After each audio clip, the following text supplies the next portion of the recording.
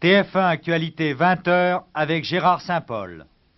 Le contestataire soviétique Vladimir Boukhovski échangeait ce matin contre le secrétaire général du Parti communiste chilien, Luis Corvalán. Chirac chez Barre, un tête-à-tête sans témoin et sans commentaire. Bergeron chez Barre, à la recherche d'un compromis sur la politique salariale. Un hélicoptère militaire s'écrase près de Nancy, 3 morts, 7 blessés. Bonsoir. Dans une semaine, Noël et les derniers préparatifs avant les fêtes de fin d'année. Mais dès aujourd'hui, les vacances scolaires à peine commencées, les premières files de voitures se sont formées sur les routes à la sortie des grandes villes. Apparemment, les difficultés économiques, les conséquences à prévoir de la hausse du prix du pétrole brut n'arrêtent décidément pas le mouvement en Europe. Pour ce dernier week-end d'avant Noël, après le ciel clair et les quelques rayons de soleil de ce matin, le temps s'est un peu assombri dans l'après-midi. Prévision de la météo pour demain dimanche, il y aura ici et là de faibles gelées, mais dans l'ensemble, le temps doux prédominera sur la France. En général, ciel brumeux ou très nuageux demain matin, avec quelques pluies passagères dans la journée, dans l'ouest et dans le midi. La météo pour cette fin d'année n'est pas très optimiste. On prévoit tout de même au total que 400 000 voyageurs quitteront Paris pendant la période des fêtes à destination des stations de neige des Alpes. Plus de 100 000 autres s'envoleront vers le soleil sur les différentes compagnies aériennes à la faveur de centaines de vols supplémentaires. Sur la route, et nous revenons à la voiture, les services spécialisés prévoient tout de même un certain étalement des départs. Conduire l'hiver sur autoroute, ce n'est pas toujours aussi simple que cela. Avec Jean-Pierre Chapelle, nous vous proposons quelques conseils élémentaires que la prévention routière recommande, notamment sur les autoroutes.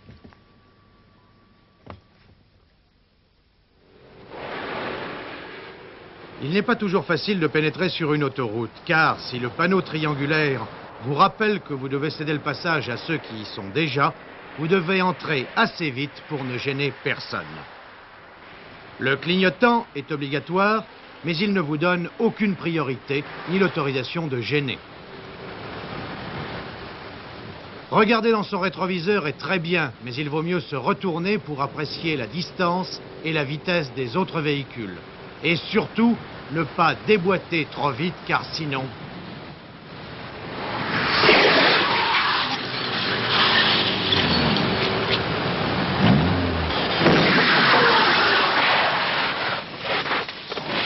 Bien évidemment, nous avons utilisé les talents de quelques cascadeurs pour reconstituer cet accident.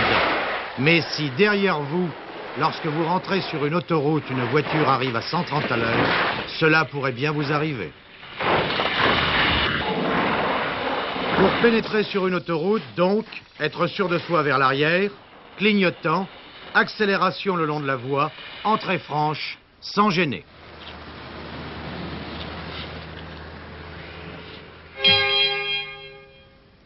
L'échange entre le dissident soviétique Vladimir Boukhovski et le secrétaire général du Parti communiste chilien Luis Corvalán s'est donc déroulé aujourd'hui à Zurich, peu après 12h30. Cette affaire sans précédent n'a rien à voir avec les traditionnels échanges d'espions entre l'Est et l'Ouest, comme dans les films et parfois aussi comme dans la réalité. Pour la première fois, en effet, deux pays complètement opposés sur le plan idéologique libèrent, donnant-donnant, un intellectuel et un homme politique. Il semble se préciser aujourd'hui que les Américains ont servi d'intermédiaires entre les Soviétiques et les Chiliens pour négocier l'opération. En tout cas, les États-Unis avaient proposé leurs bons offices. L'agence soviétique TASS déclare aujourd'hui, je la cite, « Luis Corvalán a été libéré grâce aux efforts énergiques des organisations internationales et de l'opinion publique progressiste de tous les pays du monde. » Mais de son côté, la presse chilienne souligne ce qu'elle appelle le triomphe diplomatique du général Pinochet. Cet échange a provoqué des réactions très diverses. Le secrétaire général du Parti communiste, Georges Marchais, a qualifié cet échange de lamentable.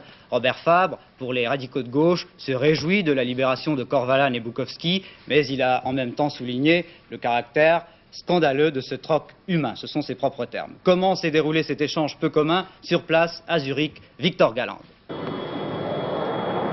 Un moment historique sans doute. Deux pays au régime totalement différent décident pour la première fois d'échanger des personnes poursuivies et incarcérées pour le seul délit d'opinion. Cependant, aucun de ces deux pays ne semble tenir à une publicité excessive. les journalistes ont été soigneusement écartés des deux avions amenant pour ce troc le dissident soviétique Vladimir Bukovski et le chef du Parti communiste chilien Luis Corvalán. Quelques va-et-vient de voitures entre les deux avions stationnés à 200 mètres l'un de l'autre, et Corvalán, sans avoir pratiquement posé le pied sur le sol suisse, se trouvait déjà à bord de l'appareil de l'aéroflotte, donc en territoire soviétique. Il en fut autrement pour Bukovski, qui, se sentant peut-être un peu l'obligé de l'opinion publique occidentale, fit une courte apparition. Aujourd'hui le matin, il était encore en prison. Maintenant, il était fatigué. Ma libération ne m'a été annoncée que ce matin. En franchissant la frontière soviétique, on m'a retiré les menottes et on m'a déclaré que j'étais libre. Je veux ajouter que, dans la prison de Vladimir comme dans d'autres prisons, il y a une grande quantité de personnes bien plus malades que moi qui ont besoin d'aide. J'espère que la lutte menée par la libération des prisonniers politiques et pour les droits de l'homme ne cessera pas avec ma libération. J'espère que nous obtiendrons la liberté pour tous les prisonniers politiques de tout le monde. On ne parle plus ou l'on parle moins du Liban qui a tenu la première place de l'actualité pendant un an. C'est plutôt bon signe et cela tendrait à prouver que les premières manifestations de détente espérées depuis 2 ou 3 semaines sont en train de se concrétiser. La plupart des pays intéressés à la paix au Liban et au Proche-Orient d'une façon générale se déclarent optimistes aujourd'hui. Le président Assad est arrivé au Caire ce matin pour rencontrer le président Sadat et sceller la réconciliation entre la Syrie et l'Égypte. Voilà autant de facteurs favorables. Sur place au Liban, les forces syriennes ont la situation en main. Ce retour au calme est-il aussi complet et surtout est-il aussi définitif et sans arrière-pensée à Beyrouth? Notre envoyé spécial, Michel Bader, fait le point. Le Liban, 19 mois de guerre civile, 50 000 tués, 100 000 blessés, 3,5 millions d'habitants. Pour la France, cela représenterait environ 850 000 morts en 1 an et demi. Dans le domaine de l'atroce, peut-être a-t-on dépassé ici ce que l'Espagne avait connu durant sa guerre civile. L'oubli sera difficile. Voilà pour le décor. Quant à la scène, elle est à la fois dans la rue et dans les allées du pouvoir. La rue, un mélange de résignation, d'optimisme, mais aussi de réserve. Un mariage entre le désir effréné de vivre à nouveau et le souvenir de ce qu'était encore hier. Le pouvoir, un gouvernement de technocrates, mais aux prises à un problème essentiellement politique. Sur leur bureau, 3 dossiers. La partition, les Syriens, les Palestiniens. La partition, elle est bien sûr rejetée par tous, mais elle existe dans les faits chaque jour, et elle est dans l'esprit de chacun. Beyrouth n'est plus coupée en deux par une ligne de front, Beyrouth semble cassée en deux communautés. Il y a une partition de fait, mais nous avons le droit d'espérer que ceci est éphémère. Parce que déjà, les gens, les musulmans, commencent à rentrer et à habiter les régions chrétiennes, de même que certains chrétiens commencent aussi à revenir dans les régions musulmanes. Les Syriens, ils sont là, partout, à chaque carrefour. Garants de la paix, certes, mais pour certains aussi une hypothèque sur l'avenir. Aujourd'hui, puissance militaire de dissuasion, mais demain, amis ou adversaires. Pour moi, c'est une armée d'occupation. Est-ce que vous croyez que la Syrie a envie de annexer le Liban? Si ce n'est pas tout le Liban, s'il ne peut pas aujourd'hui réaliser son vieux rêve d'unité syrienne, elle fera tout son possible pour reprendre des territoires qui ont été redonnés au Liban par la France en 1920. Évidemment, je sais, le gouvernement français était heureux que l'armée syrienne rétablisse l'ordre au Liban. Il y a une question qui se pose. La Syrie le fait pour les beaux yeux de qui? Quelle sera la facture que la Syrie présentera dans 6 mois, dans 1 an? Troisième dossier pour le gouvernement libanais, les Palestiniens. Bien sûr, on n'ose pas encore aujourd'hui faire leur procès. On les appelle toujours des frères. Mais pour bien des Libanais, en particulier pour la droite, il reste la seule cause de la guerre civile et aussi le risque de demain. Les mêmes causes produisent les mêmes effets. Et tant que le problème, tant que le mal n'est pas extirpé, c'est une accalmie, je peux dire. Malheureusement, ces frères palestiniens, au lieu de se servir de la démocratie et de la liberté qu'il y avait au Liban pour exposer leurs problèmes au monde. Eh bien, ils se sont servis de cette démocratie et de cette liberté pour détruire et la liberté et la démocratie qu'il y avait au Liban. Dans l'actualité internationale, toujours, les arrestations ont eu lieu au cours des dernières 48 heures en Espagne. 36 personnes, membres du Parti communiste reconstitué, ce n'est pas le Parti communiste de Santiago Carrillo, mais un groupe gauchiste. 36 personnes, donc, ont été arrêtées. Les groupes de résistance antifascistes du 1er octobre, les Grappos, c'est un peu compliqué, sont les branches militaires de ce Parti communiste reconstitué. Et c'est ce groupe qui a enlevé, il y a une semaine, Antonio Maria de Oriando, dont on est toujours sans nouvelles sérieuses. Des coups de téléphone anonymes et contradictoires avaient annoncé sa mort, mais à l'instant, une dépêche annonce que M. Antonio Maria de Oriol serait vivant, selon un message du Grappo donc. Mais l'inquiétude grandit en même en Espagne. L'ultimatum des ravisseurs expirait hier soir. Le Premier ministre Raymond Barre a reçu cet après-midi son prédécesseur Jacques Chirac. C'est une nouvelle qui a naturellement retenu l'attention des observateurs politiques. L'entretien s'est déroulé à 16 h. C'est vraisemblablement de politique contractuelle, notamment, que se sont entretenus Raymond Barre et Jacques Chirac. Nous y reviendrons dans un instant. Précisément, salaire et pouvoir d'achat dans les entreprises publiques et nationalisées, le Premier ministre Raymond Barre avait reçu ce matin à l'hôtel Matignon André Bergeron, le secrétaire général de FO, pour tenter de mettre sur pied un compromis. Il n'y a pas eu de rupture au cours de cet entretien. On précise à l'hôtel Matignon, dans l'entourage du Premier ministre, que le dialogue est maintenu. On va débattre dans les entreprises concernées des conditions dans lesquelles sera poursuivie la politique contractuelle des salaires. L'affaire est d'importance puisqu'elle concerne 3 millions de salariés. Le Premier ministre a d'autre part confirmé sa volonté d'assurer le maintien effectif du pouvoir d'achat en 1977. François Got fait le point sur cette rencontre entre Raymond Barre et les dirigeants de Force ouvrière, une rencontre qui avait duré 3 heures ce matin.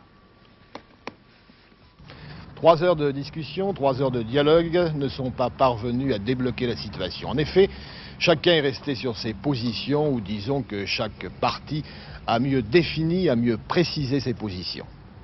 Il n'y a pas de lutte contre l'inflation possible. Il n'y a pas de politique économique réalisable si la vie sociale est paralysée, s'il n'existe plus de contact entre les partenaires sociaux, comme on dit encore maintenant, et c'est pourquoi nous avons ce matin tellement insisté auprès du Premier ministre. Pour le gouvernement, pas de changement. En 1977, il y aura maintien du pouvoir d'achat sur la base de l'indice officiel des prix, mais il n'y aura pas progression automatique. Toutefois, en fonction des résultats de la lutte contre l'inflation, le Premier ministre a confirmé qu'il y aurait peut-être une certaine progression du pouvoir d'achat fin 1977, notamment pour les catégories les plus défavorisées. Début janvier, les négociations vont s'ouvrir, entre autres dans la fonction publique, à la SNCF, à la RATP, des négociations au cours desquelles on mettra au point la façon dont le pouvoir d'achat progressera à la fin de l'année en fonction des résultats du plan Barre. Alors pourra-t-on éviter des affrontements courant janvier? Pourra-t-on éviter de nouvelles grèves? C'est toute la question. La rencontre de Jacques Chirac et de Raymond Barre a eu lieu au moment où les nouveaux cadres du RPR, le Rassemblement pour la République, terminaient leur première réunion à Paris. À l'issue de ces travaux, le secrétaire général Jérôme Monod a expliqué à Jacqueline Collins le sens de cette rencontre. Barre-Chirac.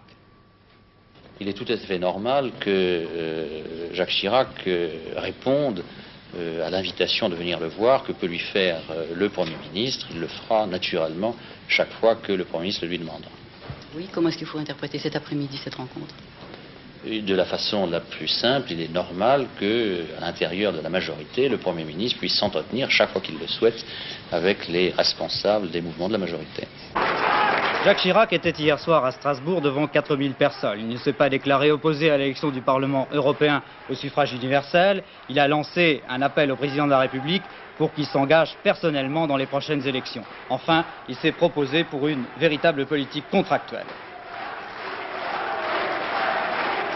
Mais j'ai le sentiment qu'il serait raisonnable pour les parties en cause d'ouvrir une discussion approfondie sur les conditions dans lesquelles la politique contractuelle pourrait être poursuivie et préservée au cours des prochains mois. Il s'agit d'engager avec les organisations syndicales un véritable débat sur la compatibilité entre la hausse du pouvoir d'achat qu'elles réclament et d'autres objectifs qui sont également les leurs. Week-end de travail pour les responsables du Parti socialiste. Ils sont réunis depuis ce matin à l'Assemblée où ils tiennent une convention nationale. But de cette convention, faire le point, et en principe définitivement, sur la constitution dans les villes de plus de 30 000 habitants avec les communistes et les radicaux de gauche pour les élections municipales du mois de mars prochain. Sur place, dans les locaux de l'Assemblée nationale, Bruno Mazur. L'accord signé entre les trois partis de gauche le 28 juin dernier prévoyait de rechercher partout le meilleur accord possible. C'est évidemment plus facile à dire qu'à faire. Cela a pu même être réalisé dans environ la moitié des villes de plus de 30 000 habitants.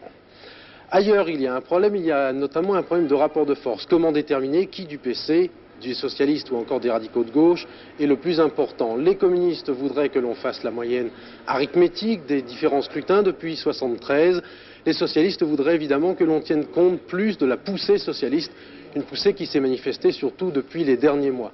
Et cela pose problème pour Paris principalement, mais également pour des villes comme Limoges, Clermont-Ferrand ou encore Avignon.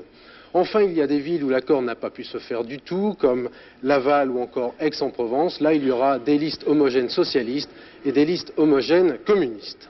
Le problème de Marseille est tout différent, car là, il y aura des secteurs et Gaston Defferre s'est engagé à prendre des adjoints communistes et à faire une liste d'union de la gauche.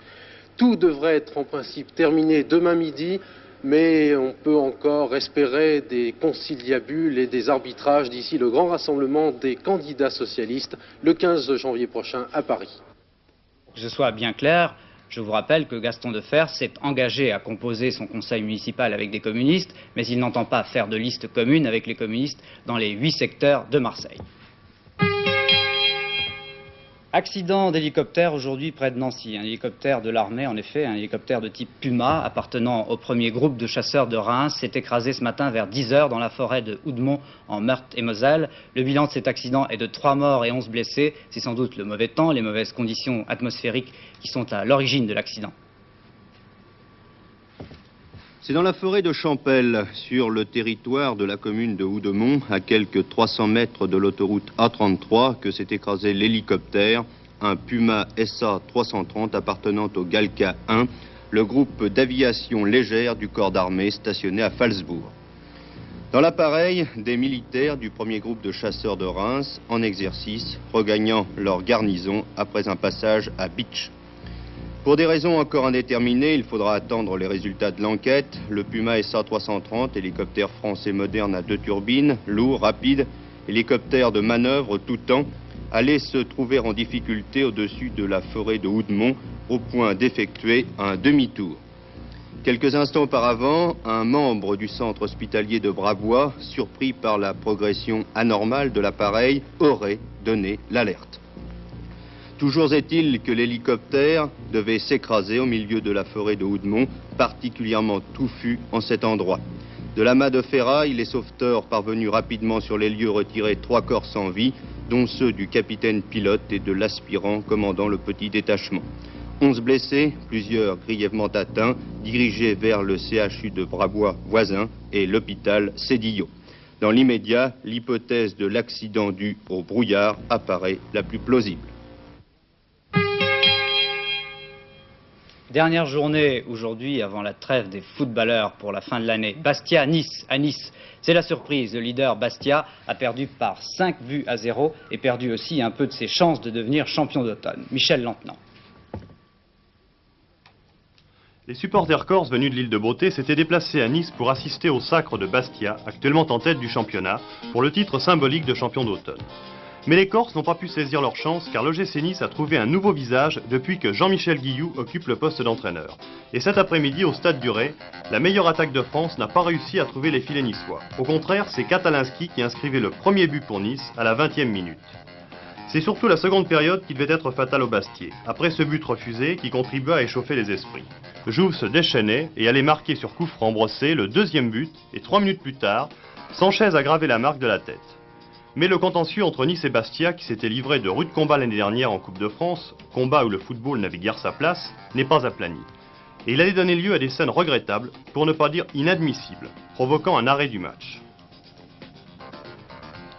Après l'expulsion du Niçois Toko et du Bastiais Cazès, le jeu reprenait et voyait les Niçois concrétiser leur victoire par 2 autres buts de Sanchez, toujours de la tête, et du Yougoslave Bjekovic pour l'emporter 5-0. Bastia a manqué le coche. Qui sera champion d'automne? Nantes reçoit Valenciennes et Lyon accueille Angers.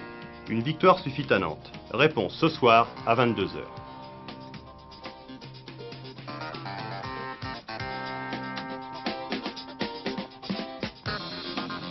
Autre match attendu demain, Nancy-Saint-Étienne. Tennis, finale de la Coupe Davis aujourd'hui à Santiago du Chili pour les 2 premiers simples. Au service toujours, Michel Lantenant. Nouveau commentaire. Le tennis chilien n'aura pas fait longtemps illusion. Parvenu en finale assez facilement en battant notamment le Mexique et l'URSS par forfait, le Chili comptait beaucoup sur son joueur numéro 1, Jaime Filiol, pour remporter le premier simple face au deuxième italien, Corrado Barasuti. Mais après un bon départ, un 7 partout, le joueur chilien, écrasé par le poids de ses responsabilités, devait céder dans la 3e manche, 5-7, et craquer complètement dans la 4e et dernier set, enlevé 6-1 par un Barasuti particulièrement brillant aujourd'hui. Ce qui situe le niveau de ce match, Barasuti n'ayant encore pas réussi à se glisser dans le tableau final d'un grand tournoi. Contrairement aux images que nous avons reçues, où Andriano Panatta, maillot sombre, perd le point devant Patricio Cornejo, le second match fut une formalité pour l'Italien, vainqueur en 3-7, 6-3, 6-1, 6-3. Malgré le courage du Chilien, il y a trop d'écart entre ce joueur de niveau international et le vainqueur des internationaux de France. L'Italie a déjà pratiquement remporté le fameux saladier d'argent.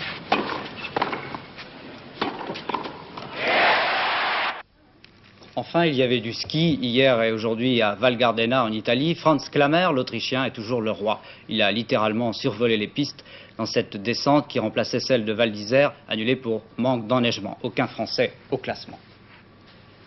Avec Jacques Legris maintenant, et si vous n'avez pas encore fait votre choix, voici quelques idées sur les livres cadeaux à offrir pour Noël et pour le jour de l'an. Des idées sans doute précieuses, lorsqu'à quelques jours des fêtes, l'imagination parfois est prise au dépourvu. Une fois encore, j'irai du moins cher au plus cher. Dans la collection Source, chez Weber, La sagesse hindoue. L'animal, de Lascaux à Picasso, Bias. Santa Fiche de Buffalo Bill, Wild West, grand chasseur ou grand homme de spectacle, Verrier. La grande parade du dessin animé, plus de 100 personnages,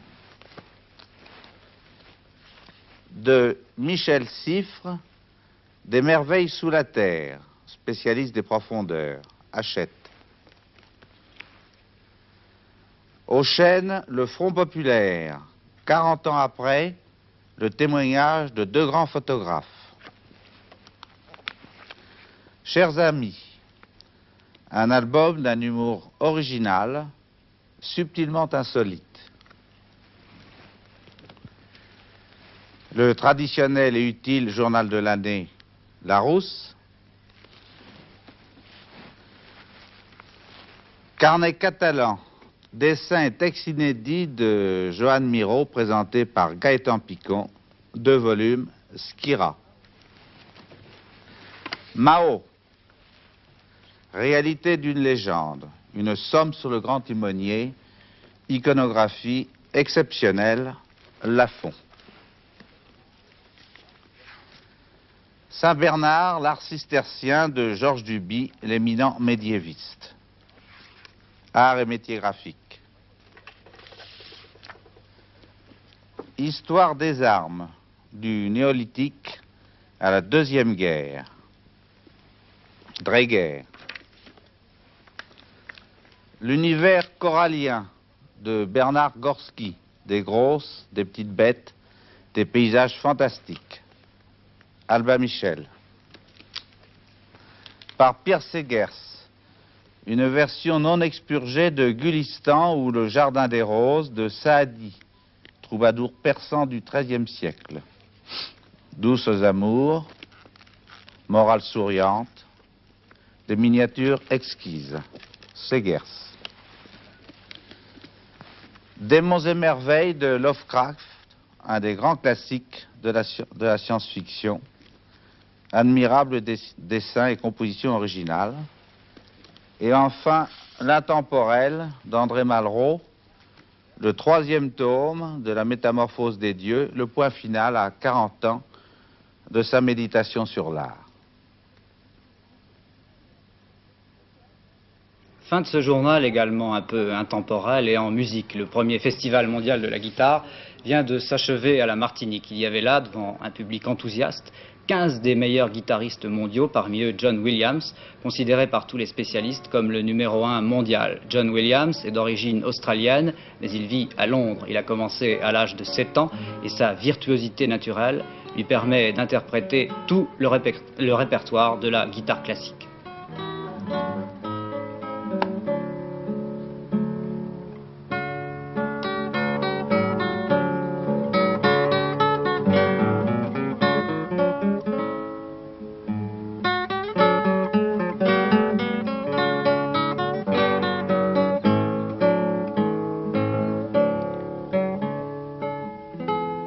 Il y a 20 ans, Andrés Segovia écrivait à propos de John Williams « C'est le prince de la guitare et Dieu a posé son regard sur lui ».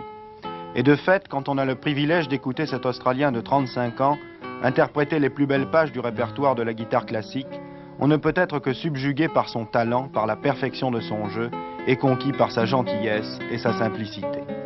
Sa récente participation au premier festival mondial de guitare qui s'est déroulé en Martinique a conforté ses admirateurs dans la certitude qu'il est bien aujourd'hui le numéro 1 mondial de la guitare classique.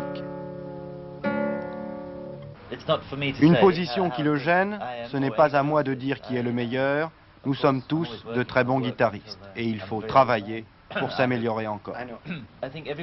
Le festival de la Martinique lui a permis de rencontrer les autres grands maîtres de la guitare, Leo Brouwer, Rodrigo Riera et Alirio Diaz. Pendant une semaine, ils ont comparé leurs interprétations et surtout, suprême plaisir, ils ont pu jouer ensemble dans une église au cours d'un concert unique, dont voici l'un des meilleurs extraits.